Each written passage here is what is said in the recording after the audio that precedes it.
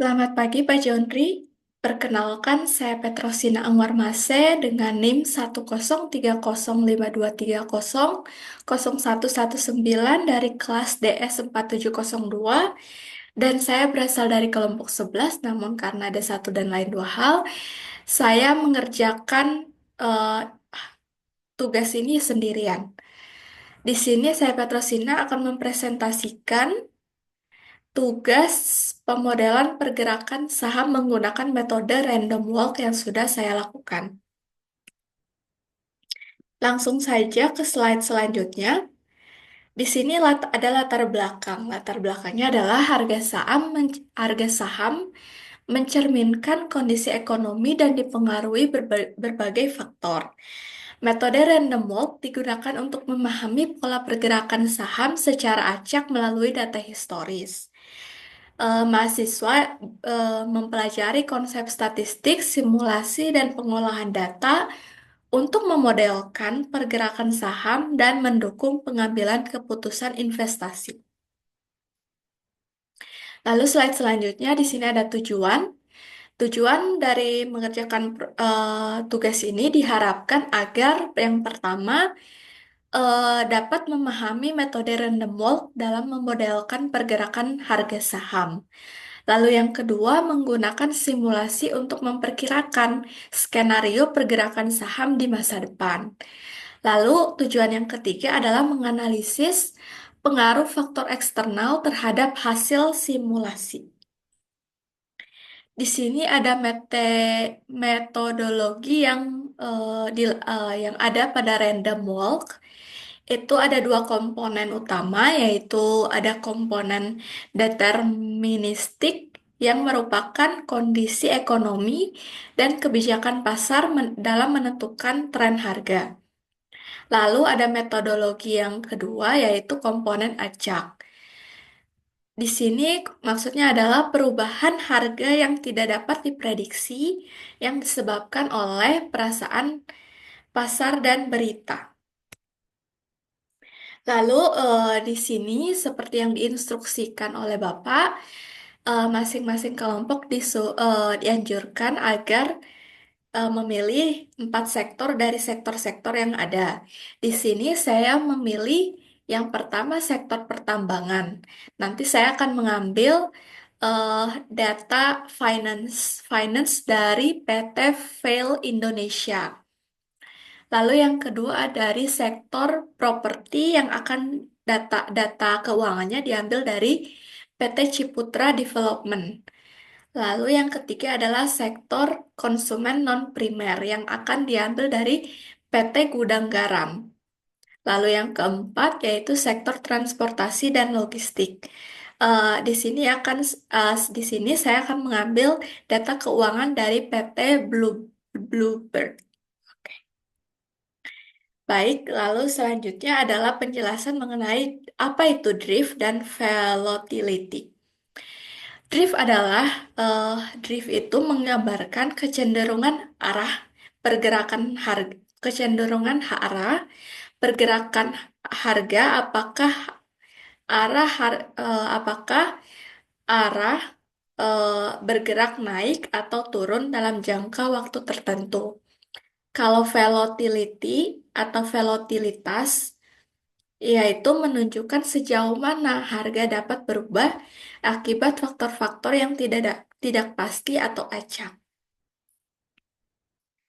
Lalu di sini ada pula skenario yang akan dipakai. Yang pertama adalah pertumbuhan, maaf, yang pertama adalah pertumbuhan pesat, yaitu maksudnya kenaikan harga saham signifikan. Di sini diambil drift tinggi yaitu 0,002. Lalu yang kedua adalah kondisi stabil di mana pasarnya datar, lalu driftnya sedang 0,001. Lalu di sini yang ketiga ada ketidakpastian pasar, yang maksudnya adalah fluktuasi ekstrim, driftnya netral, lalu volatilitasnya tinggi yaitu sebanyak 0,03. Lalu yang keempat adalah penurunan lambat, yaitu maksudnya adalah harga turun perlahan, lalu drift negatif moderat yang eh, 0 yang sebanyak minus 0,001. Lalu yang kelima adalah penurunan signifikan, yaitu adalah penurunan tajam, di mana driftnya negatif besar, yaitu minus 0,002. Lalu di sini setelah didapat setelah dikerjakan di collab, di sini yang bisa saya analisa yaitu berdasarkan random walk. Yang pertama adalah drift mempresentasikan tren rata-rata pergerakan harga. Lalu yang kedua, volatilitas menunjukkan tingkat fluktuasi harga akibat faktor acak. Lalu yang ketiga, komponen acak menggambarkan kejadian tidak terduga yang mempengaruhi pergerakan harga dari hari ke hari. Nah, lalu untuk hasil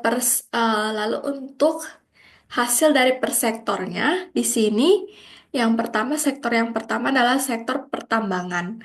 Di sini bisa dilihat ada lima, lima grafik yang jika dianalisis akan didapatkan bahwa dampak fluktuasi harga komoditas global terlihat jelas.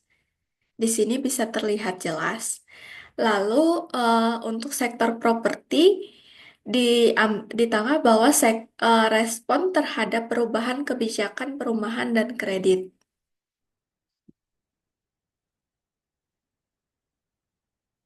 Lalu untuk sektor konsumen non-primer, didapatkan bahwa stabilitas dan fluktuasi akibat tren konsumen.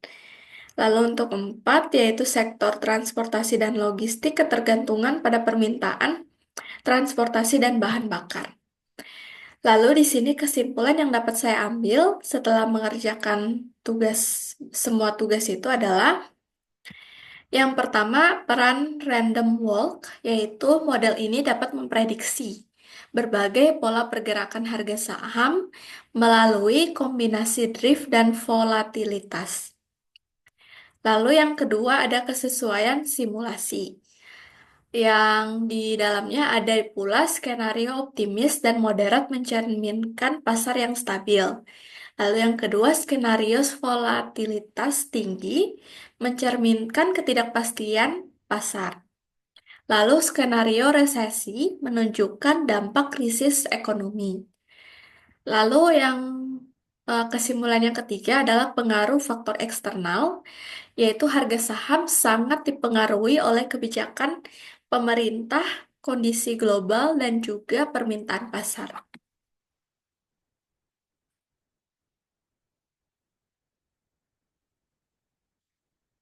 Baik, sekian dari penjelasan dari saya. Terima kasih dan saya mohon maaf apabila ada yang salah, baik dalam perkataan maupun dalam pengerjaan saya. Terima kasih.